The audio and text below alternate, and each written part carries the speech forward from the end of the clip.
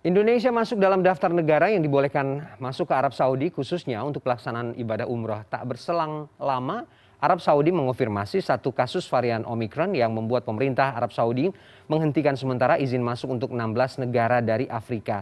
Lalu bagaimana kepastian bagi Indonesia? Apakah akses umroh tetap dibuka atau ada kebijakan baru terkait situasi tersebut? Kita bahas lebih lanjut dalam segmen Newsroom Talk sore ini. Sudah terhubung dengan narasumber lewat sambungan Zoom. Dari luar studio ada Endang Jumali, Konsul Haji dan Umroh KJRI Jeddah. Assalamualaikum, selamat sore Pak Endang.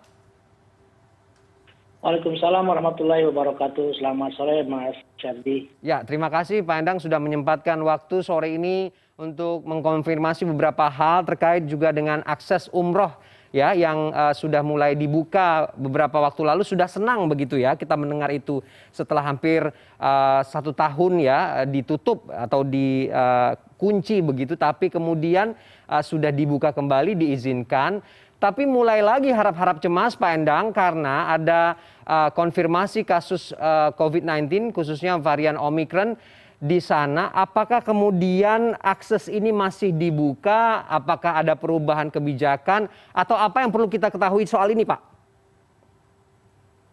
Ya, terima kasih. Pertama yang ingin saya sampaikan bahwa memang di Arab Saudi sudah terdeteksi satu kasus Omicron.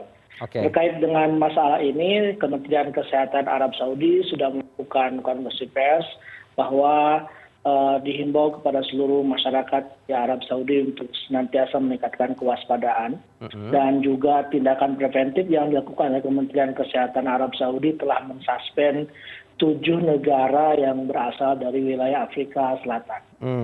Nah, terkait dengan masalah umroh, memang sampai saat ini belum ada kebijakan terkait dengan adanya Omicron. Artinya bahwa umroh masih ongoing proses. Sampai saat ini jemaah umroh yang telah dibuka dari tanggal 14 Agustus 2021 berjumlah sekitar 100 ribuan lebih. Kemudian juga jumlah negara yang sudah masuk sekitar 15 negara. Nah, bagaimana dengan Indonesia? Tentu tertanggal 25 General Authority Civil Aviation di Arab Saudi sudah mencabut suspend untuk 6 negara, diantaranya adalah Indonesia. Nah, dengan itu maka umroh setidaknya secara otomatis dibuka. Jadi sampai saat ini kebijakan umroh belum ada perubahan. Oke. Artinya kemudian dari 7 negara yang di-ban oleh Arab Saudi untuk melakukan perjalanan umroh ke sana, Indonesia tidak termasuk ya Pak kebijakan untuk dibuka akses bagi perjalanan ibadah umroh bagi jemaah asal Indonesia masih sesuai dengan keputusan yang awal? Ya, masih sesuai dengan keputusan awal. Bahkan Kementerian Haji dan Umroh Arab Saudi sudah melakukan satu pengumuman melalui edaran tentang syarat dan mekanisme untuk mendapatkan visa umroh. Di antaranya ada 2 kategori. Pertama, bagi mereka yang menggunakan vaksin yang diakui dan digunakan di Arab Saudi, itu tanpa harus melalui karantina.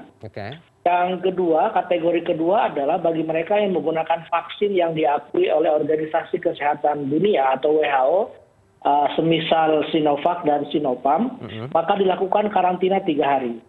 Setelah 48 jam dilakukan kemudian negatif, baru bisa melaksanakan umroh. Jadi dalam kaitan dengan umroh masih belum ada kebijakan hal yang baru terkait dengan adanya Omicron. Oke, kalau dari pemerintah Indonesia sudah ada koordinasi begitu Pak? Mungkin ada perubahan-perubahan teknis soal keberangkatan atau terkait dengan karantina kesehatan yang juga diberlakukan nanti untuk mengantisipasi kondisi-kondisi yang tidak diinginkan selama jemaah berada di sana? Ya, tentu Kementerian Agama dalam hal ini Direktorat Penyelenggaraan Haji dan Umroh telah melakukan koordinasi, diskusi dengan beberapa asosiasi ya. Kemudian juga mendiskusikan bagaimana teknis pemberangkatan yang tentu Kementerian Agama sudah memiliki satu mekanisme one gate policy ya, di mana nanti keberangkatan akan dipadukan atau disatukan satu pintu melalui asrama Pondok Gede. Kemudian juga hal ini sedang dibahas dan didiskusikan tentang mekanisme pemberangkatannya. Di Arab Saudi sendiri tentu sudah melakukan updating ya terhadap platform umroh yang awalnya tidak termasuk vaksin yang Sinovac dan Sinopharm, maka platform Visa sekarang menambahkan Sinovac dan Sinopharm. Per hari kemarin, per tanggal 1, di mana berlakukannya pencabutan suspend, memang platform untuk pengajuan visa belum aktif. Tapi saya meyakini 2 hari ke depan, Kementerian Haji dan Umroh sudah faal ya, sudah mengaktifkan aplikasi platform yang dilakukan untuk aplikasi visa. Oke, artinya juga akan dibahas bagaimana teknis untuk aplikasi-aplikasi yang akan diterapkan bagi calon jamaah yang akan masuk begitu ya Pak, oleh otoritas Arab Saudi begitu? Ya, betul.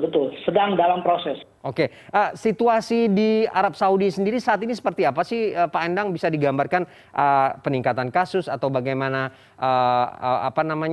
situasi pandemi secara keseluruhan di sana seperti apa? Ya, pandemi di Arab Saudi saya kira cukup terkendali, bahkan kasus harian di Arab Saudi ini hanya di angka 24 kasus, juga angka kematian sangat rendah, dan situasi di Masjidil Haram, bahkan tadi saya di Masjid Nabawi itu cukup ramai, sangat luar biasa, apalagi di waktu subuh.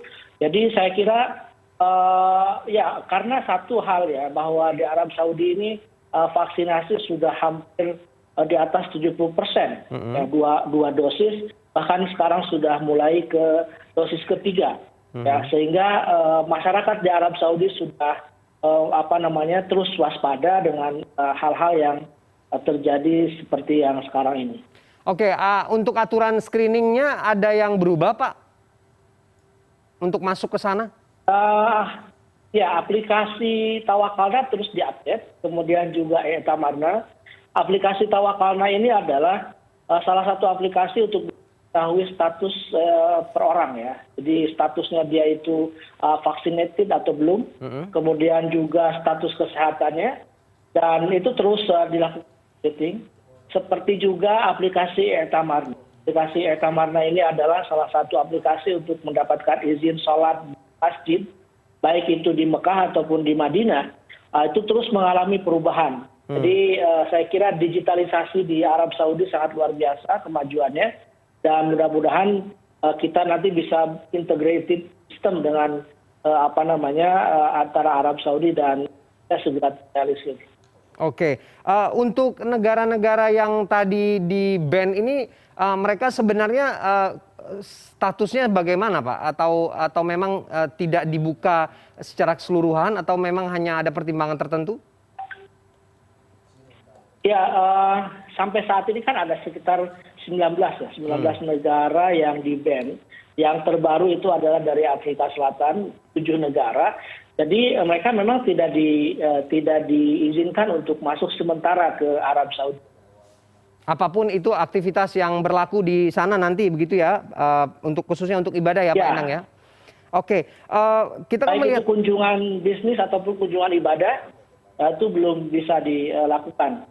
Oke, kepastian itu yang ingin kita dengarkan Pak Endang, agar kemudian yang tadi kita sampaikan di awal, harapan untuk bisa memulai kembali aktivitas umroh, ibadah umroh khususnya bagi rakyat Indonesia, warga Indonesia yang sempat tertunda, ini berarti dimulai di pertengahan Desember nanti tanpa ada konfirmasi perubahan lebih lanjut ya Pak?